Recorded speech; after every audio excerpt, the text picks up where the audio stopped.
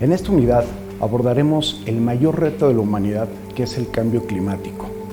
Veremos su explicación científica, veremos cuál es el futuro que nos espera y sobre todo veremos cuáles son las implicaciones que tiene nuestro país con respecto al cambio climático, los compromisos que hemos hecho con el Acuerdo de París. Amigos, revisemos por favor este módulo tan importante que el Partido Verde Ecologista nos tiene preparados para ustedes. Ecotecnología y su importancia para el desarrollo sustentable en México. Cambio climático. La influencia humana en el sistema climático es clara, y las emisiones antropógenas recientes de gases de efecto invernadero son las más altas de la historia. Los cambios climáticos recientes han tenido impactos generalizados en los sistemas humanos y naturales. El calentamiento en el sistema climático es inequívoco, y desde la década de 1950, muchos de los cambios observados no han tenido precedentes en los últimos decenios a milenios. La atmósfera y el océano se han calentado, los volúmenes de nieve y hielo han disminuido y el nivel del mar se ha elevado. Al detectar el problema del cambio climático mundial, la Organización Meteorológica Mundial y el Programa de las Naciones Unidas para el Medio Ambiente crearon el Grupo Intergubernamental de Expertos sobre el Cambio Climático en 1988. Se trata de un grupo abierto a todos los miembros de las Naciones Unidas y de la Organización Meteorológica Mundial. La función del IPCC consiste en analizar de forma exhaustiva, objetiva, abierta y transparente la información científica, técnica y socioeconómica relevante para entender los elementos científicos del riesgo que supone el cambio climático provocado por las actividades humanas, sus posibles repercusiones y las posibilidades de adaptación y atenuación del mismo. El IPCC no realiza investigaciones ni controla datos relativos al clima u otros parámetros pertinentes, aunque basa su evaluación principalmente en la literatura científica y técnica revisada por homólogos y publicada. Una de las principales actividades del IPCC es hacer una evaluación periódica de los conocimientos sobre el cambio climático. El IPCC elabora, asimismo, informes especiales y documentos técnicos sobre temas en los que se considera necesarios la información y el asesoramiento científicos e independientes, y respalda la Convención Marco de las Naciones Unidas sobre el Cambio Climático, mediante su labor sobre las metodologías relativas a los inventarios nacionales de gases de efecto invernadero. El IPCC consta de 3 grandes grupos de trabajo y un equipo especial. El grupo de trabajo 1 evalúa los aspectos científicos del sistema climático y el cambio climático. El grupo de trabajo 2 evalúa la vulnerabilidad de los sistemas socioeconómicos y naturales al cambio climático, las consecuencias negativas y positivas de dicho cambio y las posibilidades de adaptación al mismo. El grupo de trabajo 3 evalúa las posibilidades de limitar las emisiones de gases de efecto invernadero y de atenuar los efectos del cambio climático. El equipo especial sobre los inventarios nacionales de gases de efecto invernadero se encarga del programa del IPCC sobre inventarios nacionales de efecto invernadero. En septiembre de 2013 se lanzó el más reciente informe, el primero de 4, que comprende el 5º informe de evaluación, el cual está dividido en 4 partes, que serán publicadas de septiembre de 2013 a noviembre de 2014. Dicho informe contiene los principales resultados del Grupo de Trabajo 1 del IPCC, el cual evalúa los aspectos científicos del sistema climático y del cambio climático. Entre las conclusiones más relevantes destaca el hecho de que el calentamiento del sistema climático es inequívoco. La atmósfera y los océanos se han calentado, las cantidades de nieve y hielo han disminuido, el nivel del mar ha incrementado y las concentraciones de gases de efecto invernadero han aumentado. Miren, este es nuestro planeta. Es una esfera que nos recuerda que todos estamos conectados y que nuestras acciones tienen un impacto directo sobre todo el globo. Cuando estamos parados en la Tierra y volteamos hacia arriba, vemos un cielo azul inmenso que parece infinito, pero en realidad solo hay una pequeña capa muy delgada de la atmósfera que rodea el planeta.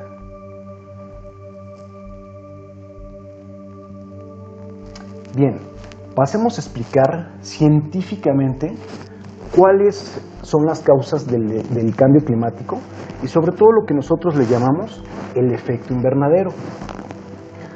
Primero debo decirles que el efecto invernadero es un fenómeno muy normal y que gracias a él, de hecho, existe la vida en la Tierra. Si no existiera el efecto invernadero, entonces la Tierra estaría aproximadamente a unos 5 grados centígrados. Estaría muy fría la Tierra, pero gracias a la atmósfera se guarda el calor del Sol, pero se guarda la parte límite, la parte que te permite que haya fotosíntesis, que haya plantas y que se desarrolle la vida. Veamos, este es el Sol. La energía del Sol llega a la Tierra en forma de luz. Los ingenieros dicen que la cantidad de luz entrante equivale aproximadamente a 341.3 watts sobre metro cuadrado. Parte de esa energía se irradia nuevamente de la Tierra en forma de calor. Tanto es reflejada por las nubes como es reflejada por la superficie de la Tierra. Aproximadamente se está reflejando 101.9 watts sobre metro cuadrado. Esto quiere decir que una tercera parte aproximadamente se está regresando al espacio. Parte de ese calor que se irradia queda atrapado en la atmósfera, lo cual es bueno porque ha mantenido a nuestro planeta a una temperatura estable. Sin embargo, hemos estado llenando la atmósfera de polución que atrapa el calor y haciendo que se vuelva más densa esa capa, esa atmósfera que nos rodea. Hay más energía térmica atrapada y eso está calentando nuestro planeta a un ritmo sin precedentes. Miren, esta energía que debería de salir se queda atrapada en la atmósfera y vuelve a regresar a la Tierra. Ese es el efecto invernadero. Eso es por lo cual cuando hay clima, lo vemos con nubes, días grises, pero que sentimos mucho calor. Veamos esta gráfica también, es muy importante. Este es el promedio global de las temperaturas en la superficie, terrestres y oceánicas combinadas.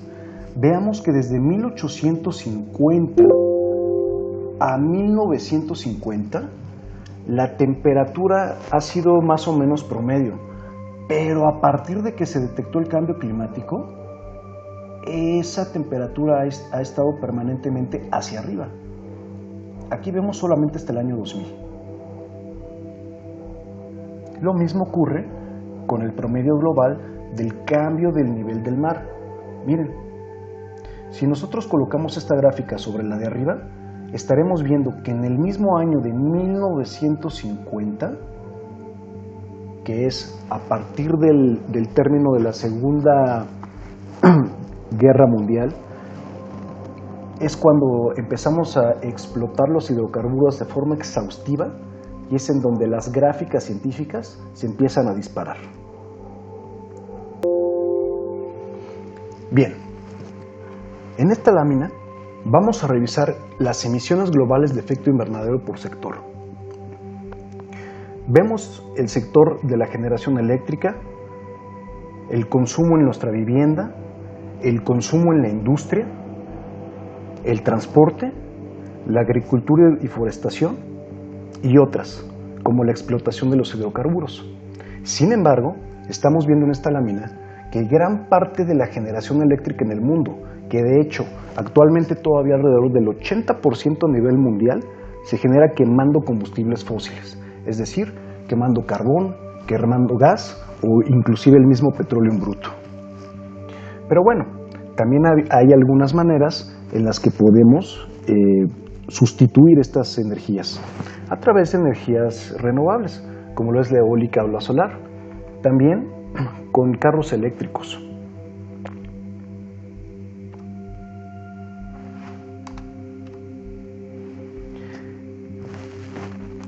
De acuerdo a la Organización Mundial de la Salud, 9.300 personas mueren cada año en México por la contaminación ambiental. En México no hay combustibles limpios, a pesar de que la NOM 086 obliga a Pemex a distribuirlos. En la Ciudad de México y Guadalajara, más del 60% de los días, la calidad del aire es mala. La mala calidad del aire tiene graves efectos en la salud humana. La mortalidad en ciudades con niveles elevados de contaminación supera entre un 15% y un 20% la registrada en ciudades más limpias. Incluso en la Unión Europea, la esperanza de vida promedio es 8.6 veces inferior debido a la exposición a las partículas 2.5 generadas por actividades humanas. Pero bueno, ¿por qué es un problema el cambio climático? Esto genera sequías, aumento de eventos climáticos extremos, como cultivos fallidos, como huracanes, propagación de especies y enfermedades, por ejemplo la malaria o el virus del Zika, aumento del nivel del mar y el blanqueamiento de los arrecifes de coral, en donde lamentablemente tan solo se pueden resguardar el 10%. Pero bueno, amigos, hablemos sobre las causas del cambio climático. Las emisiones antropógenas de gases de efecto invernadero han aumentado desde la era preindustrial, en gran medida como resultado del crecimiento económico y demográfico, y actualmente son mayores que nunca. Como consecuencia, se han alcanzado unas concentraciones atmosféricas de dióxido de carbono, metano y óxido nitroso sin parangón en por lo menos los últimos 800.000 años. Los efectos de las emisiones, así como de otros factores antropógenos, se han detectado en todo el sistema climático y es sumamente probable que hayan sido la causa dominante del calentamiento observado a partir de la segunda mitad del siglo XX. En los últimos decenios, los cambios del clima han causado impactos en los sistemas naturales y humanos en todos los continentes y océanos. Los impactos se deben al cambio climático observado, independientemente de su causa, lo que indica la sensibilidad de los sistemas naturales y humanos al cambio del clima. Desde aproximadamente 1950, se han observado cambios en muchos fenómenos meteorológicos y climáticos extremos. Algunos de estos cambios han sido asociados con influencias humanas, como por ejemplo la disminución de las temperaturas frías extremas, el aumento de las temperaturas cálidas extremas, la elevación de los niveles máximos del mar y el mayor número de precipitaciones intensas en diversas regiones. Hablemos sobre un futuro extremo. La emisión continua de gases de efecto invernadero causará un mayor calentamiento y cambios duraderos en todos los componentes del sistema climático, lo que hará que aumenten las probabilidades de impactos graves, generalizados e irreversibles para las personas y los ecosistemas. Para contener el cambio climático, sería necesario reducir de forma sustancial y sostenida las emisiones de gases de efecto invernadero, lo cual, junto con la adaptación, puede limitar los riesgos del cambio climático. Las emisiones acumuladas de CO2 determinarán en gran medida el calentamiento medio global en la superficie a finales del siglo XXI y posterior.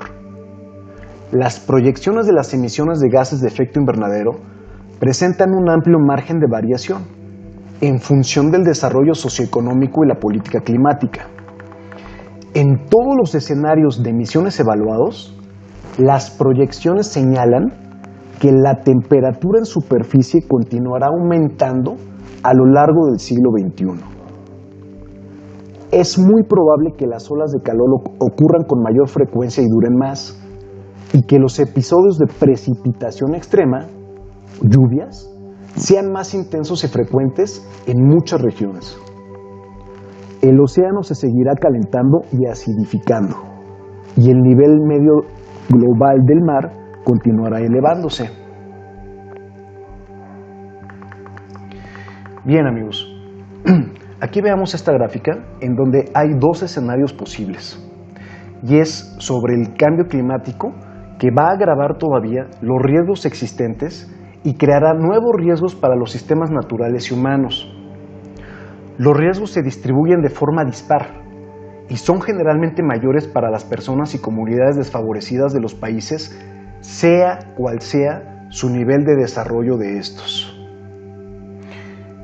En esta parte superior estamos viendo el cambio en la temperatura media en la superficie desde el año de 1986 al 2005, lo cual es una realidad que nos ha tocado a nosotros en nuestra generación, pero por el lado derecho es un escenario posible al 2081 al 2011. Y por la parte de abajo vamos a ver el cambio en las lluvias medias en los mismos años. Más adelante vamos a ver cómo es que el cambio climático crea inundaciones, pero también crea sequías.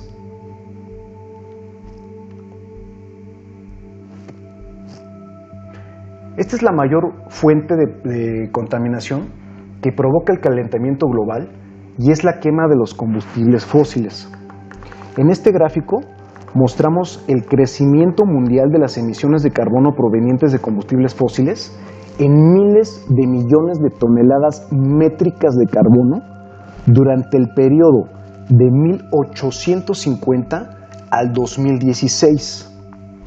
Los combustibles fósiles aún suministran más del 80% de la energía que se consume en el mundo. Su uso y las emisiones aumentaron dramáticamente a partir de la Segunda Guerra Mundial. Miren, vamos a partir de este periodo. Debemos observar, no obstante, que esto ha estado nivelándose en los últimos años, a medida que el mundo adopta cada vez más soluciones de energía limpia.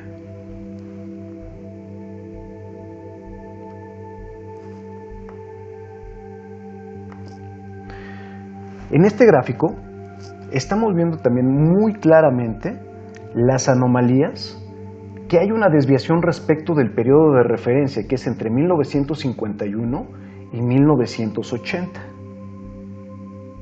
Aquí. Antes de 1940, e inclusive si regresamos atrás 800,000 años, estamos hablando de una temperatura promedio. Y a raíz de que empezamos a explotar los combustibles fósiles de manera exhaustiva, que es en este periodo, es cuando los fríos y los calores extremos comenzaron a ocurrir. Y a partir de 1980, y en un escenario hasta el 2020, es exponencialmente cada vez hay más calor. Como resultado de esta contaminación en la atmósfera, las temperaturas globales han estado subiendo dramáticamente. Bien, en esta gráfica, que es muy nueva, de hecho es de este año, en el 2019, hay estados de la República que han reportado temperaturas arriba de los 40 grados centígrados, con una sensación térmica de más de 50 grados centígrados. Revisemos estos estados que están en rojo y pensemos en nuestros amigos o familiares que están en esos estados y podemos comprobar la información. Bien, este es un gráfico del contenido global de calor en el océano durante un periodo de 1950 al 2015. A nivel mundial, más del 90% de toda la energía térmica adicional que queda atrapada en la atmósfera desciende a los océanos. Ese calor hace que las tormentas que se originan en los océanos, como los huracanes, tifones y ciclones, sean más severas y destructivas. Como ejemplo tenemos en el año 2015, en donde se registraron 3 huracanes en el Océano Atlántico al mismo tiempo de categoría 4. Eso nunca se había registrado en la historia.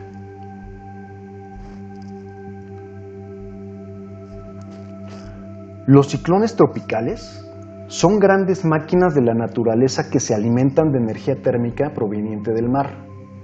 La temperatura del mar ideal para la formación de estos meteoros es arriba de los 26 grados centígrados, por lo que el monitoreo de esta variable es una manera de conocer las zonas donde es posible que los ciclones se desplacen manteniendo o incrementando su intensidad. De hecho, el Caribe mexicano, así como la costa sur del Pacífico, mantienen temperaturas de la superficie del mar que permiten sustentar ciclones tropicales durante todo el año. Aquí vemos un ejemplo del huracán Isidoro en el 2002, de todos los desastres que se provocaron en la península de Yucatán. Bien, pasemos a hablar sobre el ciclo hidrológico del agua. El exceso de calor también genera trastornos en el ciclo del agua.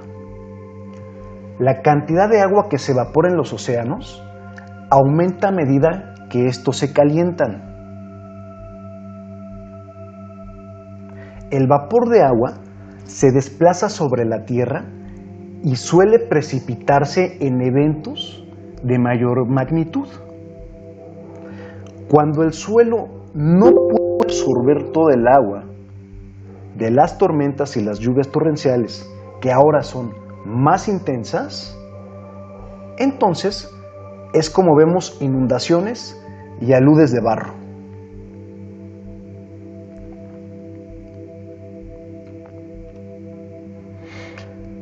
Un ejemplo de ello, en México, fue en el año 2018, en donde en Sinaloa y Sonora se declararon zonas de desastre por inundaciones.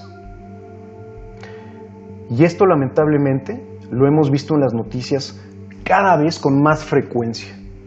Hasta puedo decir que ya se nos ha hecho una cuestión normal estar viendo este tipo de situaciones en YouTube o en las mismas noticias de la televisión. Pero hasta hace una década esto no era normal.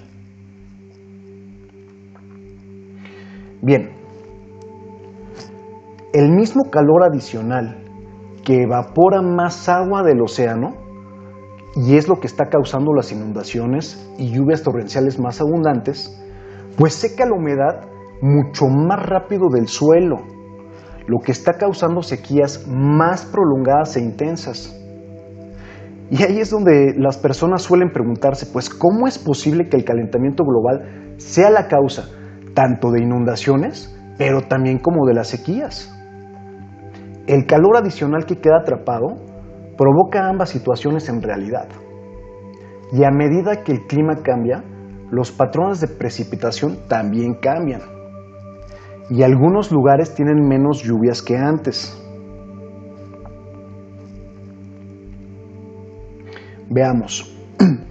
En mayo de 2019 se reportó que la quinta parte del territorio mexicano sufría de sequía. Y aunque no hubo una situación de emergencia en el país por parte de nuestras autoridades, se temía que la situación se agravara hasta junio, cuando recién entonces comenzaron a generalizarse las lluvias en el país.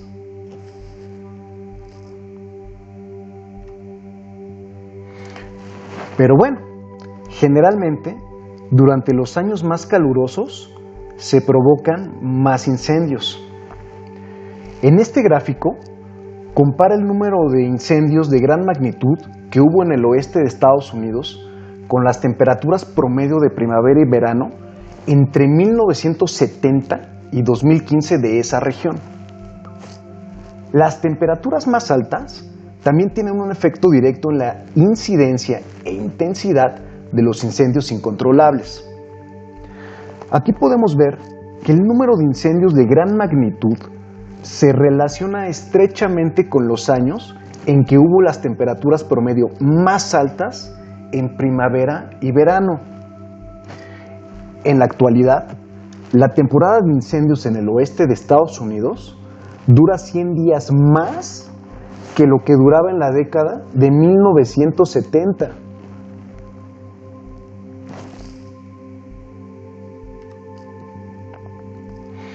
Bien, una parte de la reserva de San Caján, que se ubica en el pleno corazón de la zona maya de Quintana Roo, se consumió por un incendio forestal que afectó a más de 2.000 hectáreas en julio de 2019. Esta noticia ahora es bastante reciente, pero además estamos viendo que las entidades federativas con mayor número de incendios en México son Estado de México, Michoacán, Chihuahua, Jalisco, en la Ciudad de México, Chiapas, Puebla, Tlaxcala, Guerrero y Durango, dando un total anual de 7.302 incendios forestales.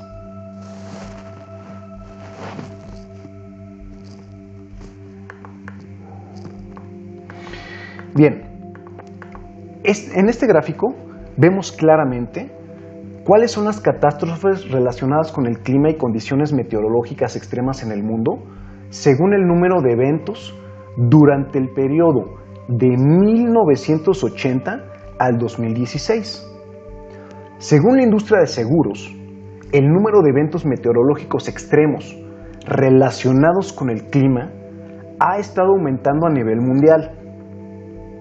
Solo en el 2016, estos desastres causaron pérdidas totales superiores a los 175.000 millones de dólares. Miren, en la parte roja estamos hablando de las temperaturas extremas, sequías e incendios. El color azul nos dice la cantidad de inundaciones y aludes de barro que se han provocado por el cambio climático. Y por último, en la parte marrón, estamos viendo las tormentas ocasionadas por el cambio climático. Si observamos y colocamos una línea horizontal, de 1980 al 2016, estos fenómenos se han por lo menos duplicado, y todo a raíz del cambio climático. Bien, desde 1960, México se ha vuelto más cálido. La temperatura media anual en todo el país ha aumentado 0.85 grados centígrados y las temperaturas invernales por sí solas han aumentado 1.3 grados centígrados. Geográficamente, las zonas septentrionales presentan los mayores aumentos de temperatura, que oscilan entre 0.25 y 0.50 grados centígrados por cada década entre 1960 y el 2010. La frecuencia de los días fríos ha disminuido y la frecuencia de las noches cálidas ha aumentado desde 1960.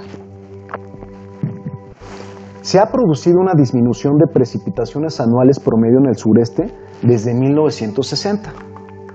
Se espera que las precipitaciones anuales promedio en todo el país disminuyan con algunas de las mayores caídas porcentuales proyectadas en los sectores norte y oeste del país, incluyendo el estado de Baja California, donde es posible una caída del 40% en las precipitaciones anuales. Se espera que las precipitaciones asociadas con monzones disminuyan en México hasta fines de siglo. A finales de siglo, las temperaturas medias anuales pueden aumentar de 3 a 4 grados centígrados en el norte de México y en el rango de 1.5 a 2.5 grados centígrados en el resto del país. En un escenario de altas emisiones, el número de días calurosos definido por la temperatura máxima que excede el umbral del porcentaje del 90%, por lo menos durante 6 días consecutivos, puede aumentar 10 días de 1990 a 240 días al final del siglo.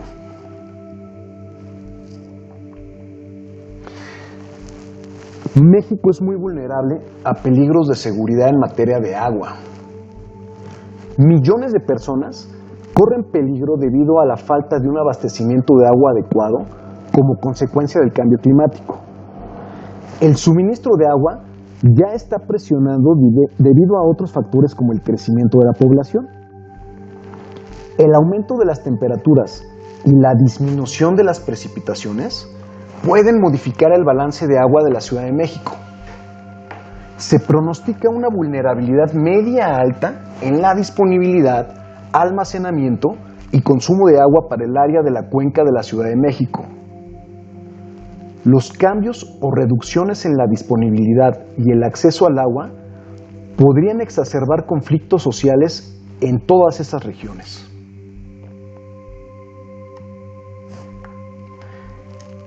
El huracán Patricia hizo historia en el 2015 cuando se convirtió en la tormenta más fuerte registrada en el hemisferio oeste a medida que atravesaba el Océano Pacífico frente a las costas de México. En un punto la tormenta tuvo vientos sostenidos máximos de hasta 346 kilómetros por hora, que es más o menos unas 215 millas por hora. La tormenta llegó a tierra cerca de Playa Cuixamala en el estado de Jalisco como una poderosa tormenta de categoría 4, con vientos de hasta 241 kilómetros por hora, o sea, unos 150 millas por hora. Partes de Tamaulipas, México, recibieron más de 245 milímetros de lluvia la última semana de septiembre de 2017, produciendo inundaciones que causaron la muerte de 2 personas e impactaron por lo menos a 18,000 gentes. Las fuertes precipitaciones, incluyendo la cantidad promedio de precipitación en los días de lluvia, aumentaron entre 1950 y 2004. En el caso de México, se ha observado una tendencia positiva de precipitaciones muy fuertes, en lo que se ha descrito como la peor sequía registrada. Más de 1.7 millones de reses murieron y los cultivos se marchitaron en por lo menos 5 estados del norte de México en 2011. El gobierno se vio obligado a llevar agua a 1,500 aldeas y enviar alimentos a los campesinos que perdieron todos sus cultivos. Existe una confianza media de que las sequías aumentarán en este siglo en este país debido a la disminución de las precipitaciones y o el aumento de la evapotranspiración. Según una estimación, la sequía puede aumentar en algunas zonas hasta en un 36%.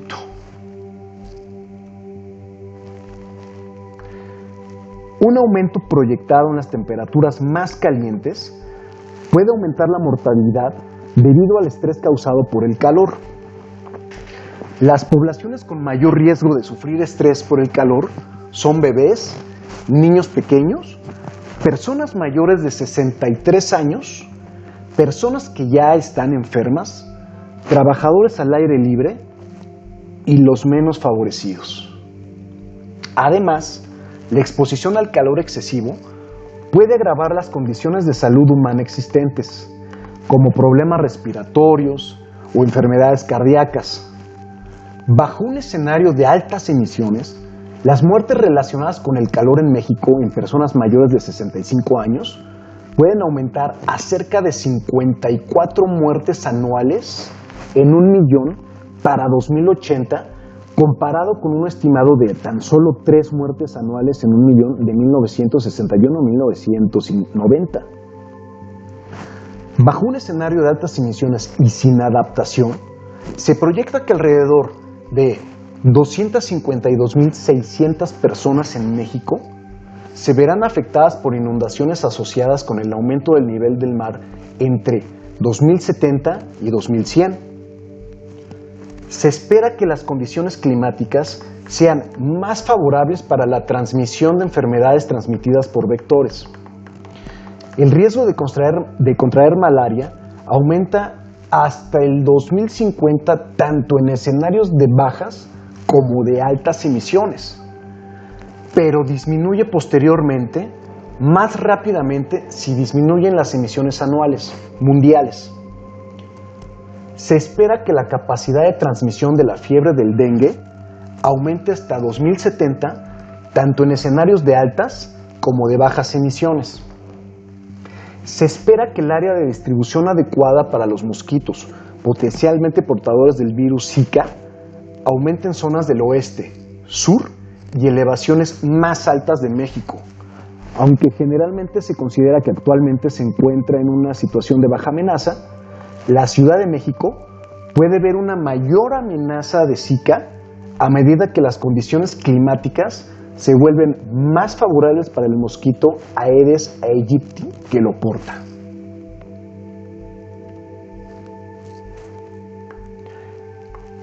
El reemplazo de bosques tropicales por sabanas se espera en el sur y centro de México y de vegetación semiárida por vegetación árida en el centro y norte de México como resultado del cambio climático y los problemas del uso de la tierra.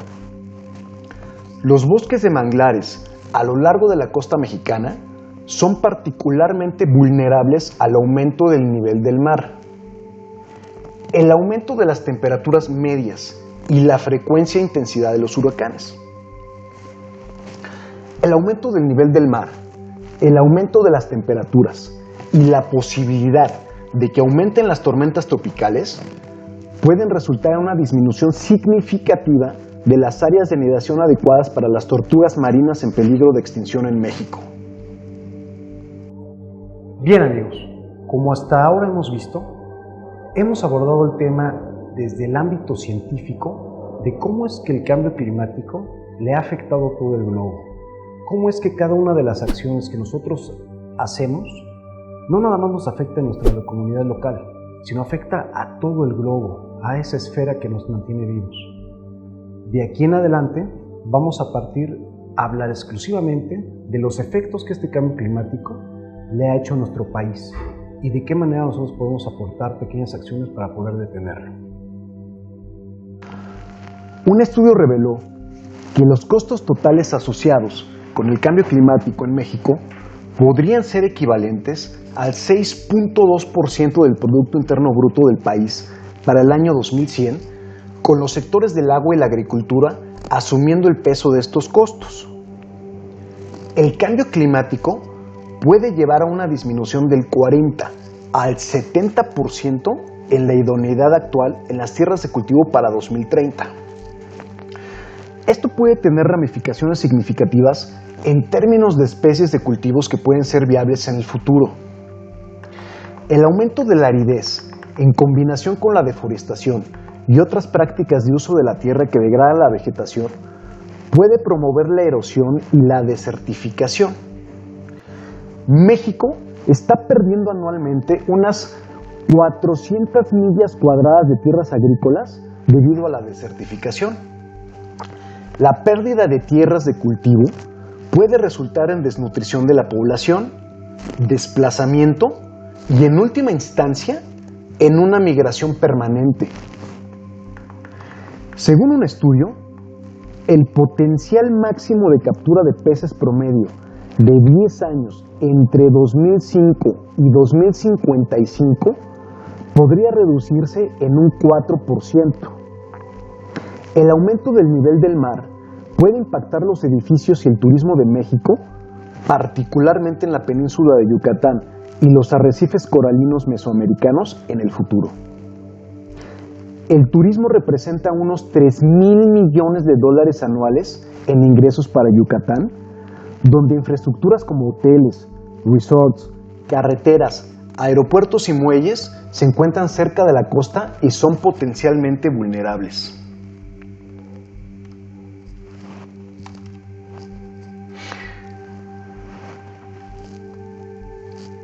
Es muy popular el Acuerdo de París que las naciones más industrializadas, que evidentemente también son las más contaminantes, firmaron un acuerdo para que entre todas ellas hicieran una disminución de la huella de carbono de sus actividades.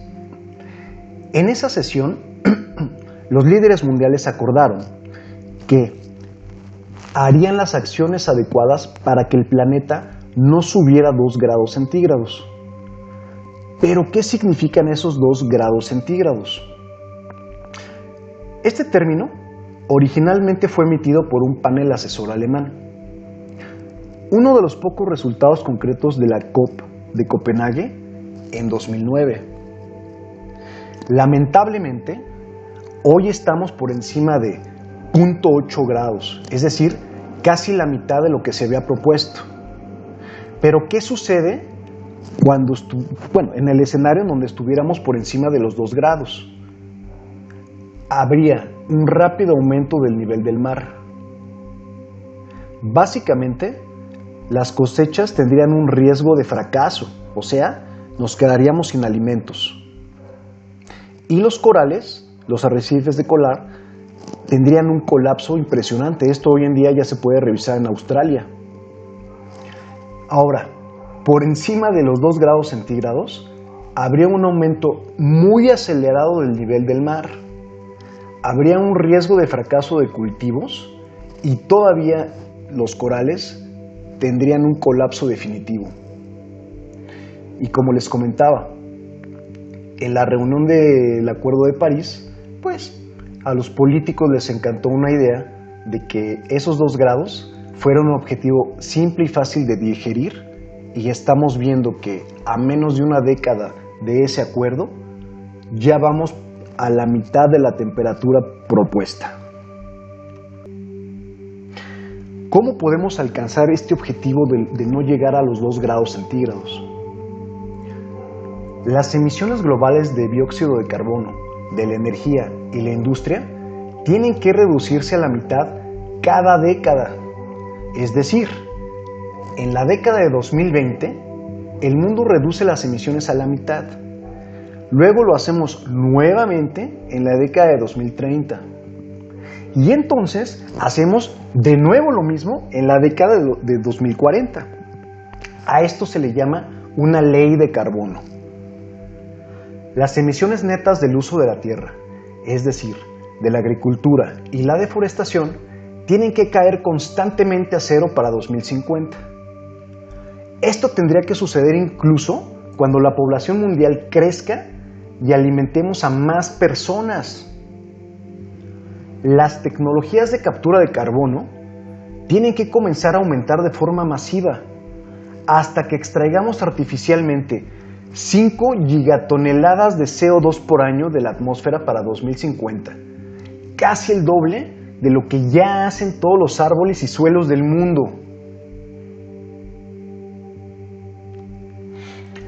Muy bien, amigos, hasta ahora hemos revisado los efectos del cambio climático a nivel científico, sus efectos en el planeta, pero también sus efectos en nuestro país, en México. Les dejo estos links de interés para que por favor los revisen y se apropien más de este tema. Muchas gracias. Como hemos visto, amigos, hasta ahora, el cambio climático es el mayor reto de la humanidad. Hay que afrontarlo desde diferentes sectores y desde diferentes puntos de vista. Sin embargo, aunque hemos visto algunas fatalidades, hay un mensaje de esperanza, y es muy importante que sepamos que este cambio climático sí puede ser reversible hoy en día en esta época. Estamos en el año 2019 y si seguimos algunas acciones, bien podemos en el 2050 poder frenar de alguna manera este cambio. Sigamos con la siguiente unidad. Muchas gracias.